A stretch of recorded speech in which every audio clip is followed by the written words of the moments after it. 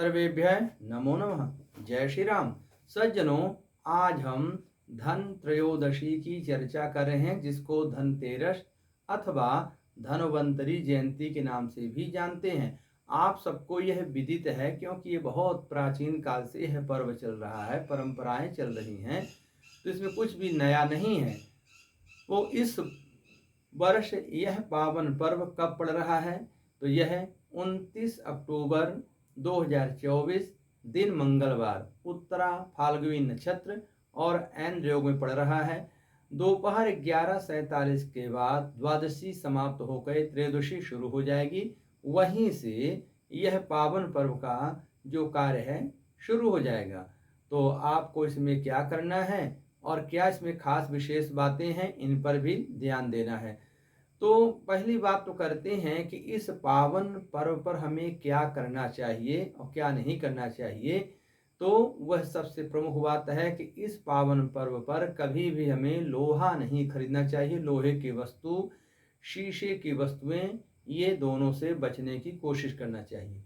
दूसरी बात, यह खरीदने का पर्व ही नहीं है, यह शब्द का अपभ्रंश है कि धनवंतरी जयंती, धन त्रयोदशी भी धनतेरस हो गया।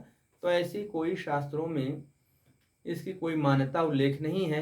यह वैद्यराज धन्वंतरी जी का जन्मोत्सव है। जब सागर मंथन हुआ तो ये प्रकट हुए थे, तभी से यह पर्व जो है वैद्यों के और औषधियों के नाम पर चलता था। कालांतर में अपभ्रंश होता होता अब आज यह दूसरे रूप में है। लेकिन जो हमें शास्त्रीय विधान में है, तो उसमें क्या है, इस दिन औषधियों का जो व्यक्ति पूजन करता है, उसके घर परिवार के सभी लोग निरोग रहते हैं, उनके घर में बीमारियां नहीं होती हैं। और इस दिन वैद्यों का सम्मान करना चाहिए, उनको प्रणाम करना चाहिए। तो इस दिन जो वैद्यों का सम्मान करते हैं, प्रणाम करते हैं, तो उनको वैद्य की आवश्यकता ही नहीं पड़ती है। और शायद यही कारण है कि आज हम इन परंपराओं से बहुत दूर हैं। ना तो औषधियों की पूजा करते हैं, ना वैद्यों का सम्मान करते हैं। तो आज हर घर में प्रत्येक व्यक्ति औषधि सेवन करे, दवाई के सहारे चल रहे हैं। हर व्यक्ति को हॉस्पिटल डॉक्टर की आवश्यकता पड़ रही है। तो कहीं न कहीं हम कुछ चूक कर रहे हैं, भूल कर रहे हैं। तो चलो कोई बात नहीं है, आप भी सुधर सकते हैं। तो आप अपने आसपास किसी भी डॉक्टर को सम्मान स्वरूप कुछ भी उपहार दे सकते हैं, अन्यथा उनको कोई भी शुभकामना करके और ऐसे उनका सम्मान कर सकते हैं। घर में औषधि वृक्ष है, नहीं है तो तुलसी तो है ही, यह बहुत बड़ा औषधि वृक्ष है।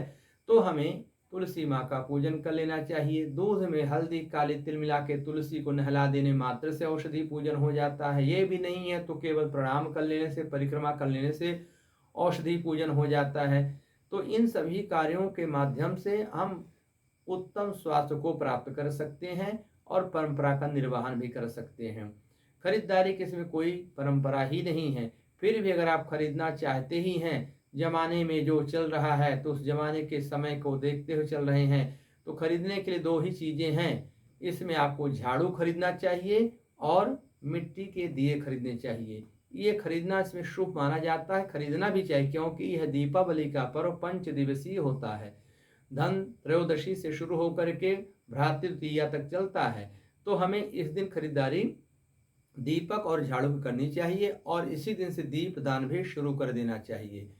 और इस बार यह पावन पर्व मंगलवार को पड़ रहा है। तो जो व्यक्ति कर्ज में डूबे जा रहे हैं, कर्ज चुकता ही नहीं कर पा रहे हैं, उनके लिए तो ये बहुत पावन समय है कि ये कर्ज से कैसे मुक्त हो जाए। इसके छोटे छोटे उपाय के द्वारा भी बहुत बड़े बड़े काम हो सकते हैं, बहुत बड़े कर्जे से मुक्ति हो सकती है। क्या करेंगे, आपके पास चाहे एक ही सिक्का हो, जिससे आप कर्ज लिए हैं, उस सिक्के में थोड़ा सा हनुमान जी के चरणों का सिंदूर लगा करके, उस व्यक्ति, सिक्का हो या नोट हो, यानी आप उस व्यक्ति को कर्ज चुकता करने के लिए जाएं, तो जो पैसा लेके जाएं, उस पैसे में हनुमान जी महाराज के बाएं चरणों का सिंदूर लगा करके और उस व्यक्ति को कहें कि अभी हमारे पास इतना ले लीजिए, हम कुछ दिन व्यवस्था करते हैं।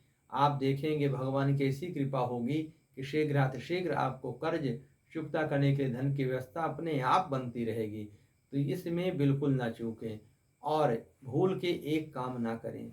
कितनी भी मुसीबत आ जाए, किसी से कर्ज ना लें। इस दिन का लिया हो कर्ज कई पीढ़ियां बीत जाती हैं, चुकाया नहीं चुकाया जाता है। इसलिए जरूर बचने की कोशिश करें। और सुबह 10:30 के बाद आपके पास पूरा दिन है, पूरी रात्रि है। इसमें भगवान गणेश जी का पूजन होता है, माँ लक्ष्मी का पूजन, कुबेर का पूजन और वैद्यराज धन्वंतरी का पूजन और औषधि पूजन, ये पंच पूजा का विधान है। इनकी पूजा आप पांचों करें तो बहुत अच्छा है, नहीं किसी एक की भी करें। कुबेर की पूजा करने से धन का भंडार सदैव बना रहता है और धन्वंतरी की पूजा करने से हमारा स्वास्थ्य, हमारे घर परिवार का स्वास्थ्य, आत्मबल, मनोबल, ये सब कुछ अच्छा बना रहता है। और जिन लोगों को घबराहट, बेचैनी, आजकल जो डिप्रेशन इत्यादि की बीमारी है या अनिद्रा की बीमारी है, तो उनको इस दिन क्या करना है, 7 आंवले और 7 तुलसी के पत्ते ले जाके भगवान विष्णु जी के मंदिर में चढ़ा देना है और उसमें से 2 आंवले, 2 तुलसी के पत्ते वापस लाना है। उस आंवले को आप पानी में उबाल करके पिए और तुलसी के पत्ते को गेहूं में डाल करके उसका आटा बनवा दें। इसके सेवन मात्र से आपको इन बीमारियों से बहुत ही सरलतापूर्वक छुटकारा मिलेगा। आशा है कि आप लोगों को यह पावन पर्व का ज्ञान हो गया, कैसे मनाना है, क्या करना है, क्या नहीं करना है।